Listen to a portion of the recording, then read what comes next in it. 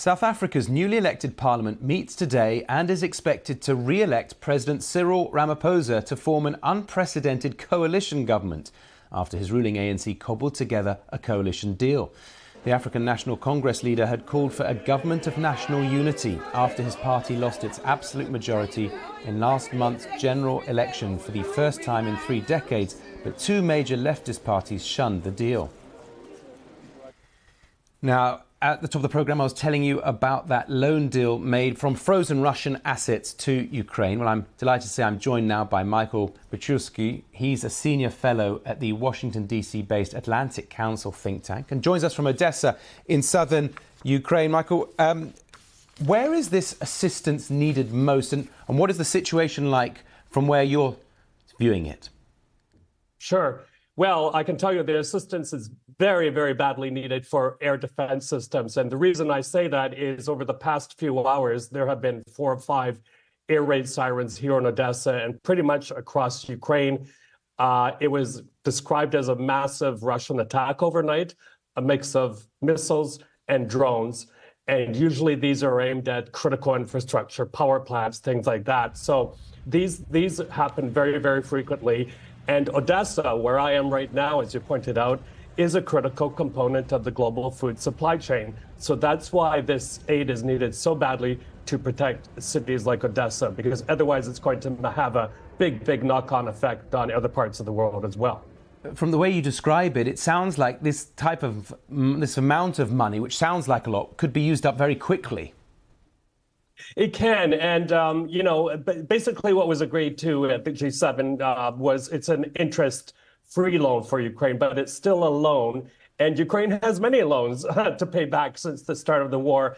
And I think that was done, to be honest with you, because it would have otherwise set off too many alarm bells at the European Central Bank and elsewhere. So that's why they kind of structured it that way.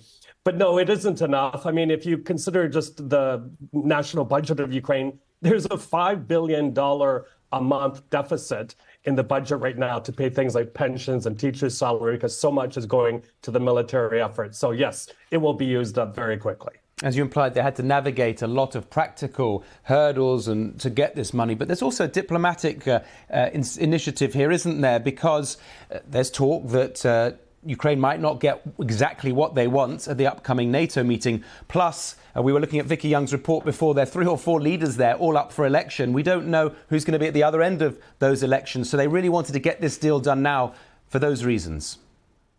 Yeah, and totally understandable. I mean, there's going to be a real shuffling of the deck, not least of which will be the United States in November. But it was, we can't deny that this was very impressive. 3 major initiatives: the sanctions against Russia, the aid package, and also the diplomatic initiatives to help Ukraine in the longer term.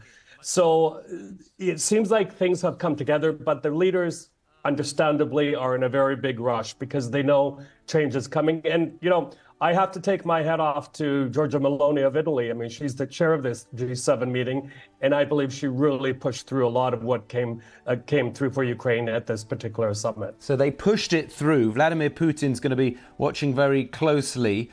How's he likely to respond to this, do you think? Well, I think the past few hours have been an indication of that, sending more missiles and drones towards Ukraine and targeting critical infrastructure. You see, because since the start of the war, there's been this drip, drip, drip approach of aid to Ukraine. Where are those air defense systems that have been promised? And where are those F-16? So he is exploiting that gap. And he's also, I think, exploiting the psychological aspect, bombing Ukraine relentlessly so that people will leave. And just at the Ukrainian Reform Conference in Berlin, it was noted that there are so many millions and millions of Ukrainians, many of young age, gone. And whether they're going to come back is another question. Who's going to help in the rebuilding of Ukraine? All right, Michael, for now, thank you very much for speaking to us from Odessa. My pleasure. Now, the US President Joe Biden has said that Hamas remains the biggest hang-up in a ceasefire deal between the group and Israel. It comes as an Israeli government spokesperson is warning that the country will respond with force to any aggression by Hezbollah. The group said it launched a new rocket and drone attack from Lebanon towards northern Israel, targeting a number of Israeli military